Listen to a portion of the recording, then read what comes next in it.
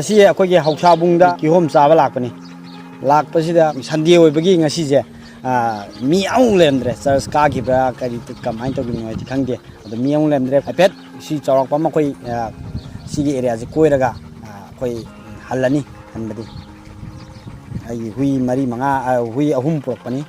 imana baga tawraga aiga kaiga paraga khoi mi manga lakpani hui ahum amaga imana ban pai hui amadi aduga azik mathakta karga hipet karga khoi yengsim kamain tawno kamai view kamain tawno de yengsi ihom sabam se yam phajai ai dari yeng baga na view ju phajai adaidi kihom gi mafam ju yam phajaba hai dare adubu kihom ji yam munbadi oiramde khadi sangame aduga kari hai dare view di adumati ki phajare ada coaching abu yam pai hai dare mundi munlamde hai jar kihom ji amani kakta munbadi ai hui ju ware chingdadi ka khatamnina lampak ta kak sanan banina tampak te nge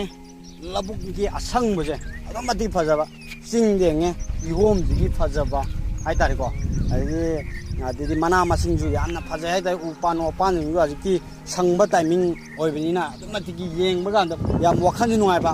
ri humma malang bujina humak pagan je ko adamati gi humang saubaga je waba ko amatak de ka khalak pana waba kan je lama dik mati ki ko hai tare hai phajabana ngai leite lokta ka jini siregi yeng bada lokta ka jini kayam phajari ba adom mati ki phajai ngasi Sunday oibira maram hoidana media amung lendre haipet jeng bai wani koina kaim ta phattaba khottaba tawdana te video kadaba khotto kaidaba tawroi haipet tangai huije adumati ki fresh mind magi ju wakhan je ngai hanjena adumati ki aina bujarak pane huijing ji ai huijing je marang marak tai di ching da ju tapak da ju adam lampak ta gumba ngak chelan ba kolan ba tawbunina ma je moje adum moje wakhan ngai han bai tare adum phajalaga thamba je wakhan ngai taba khottaba yawe huijing ji mi ga laimina kan da adum mai ti harawe saiket hoiba hai tare haidi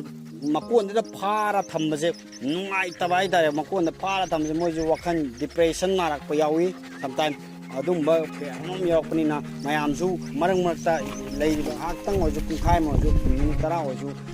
moju koiba putokpiyo isa gi damaina koiba pubidagadi moju jo yama harauba khotpa koi baba mama aina koiba pubi kholi kaina haibagi moju sense ta lei hai tare aduna marang marta sometime sangma matamda putokpiyo adu main hai ga ai mayam sinda tension ja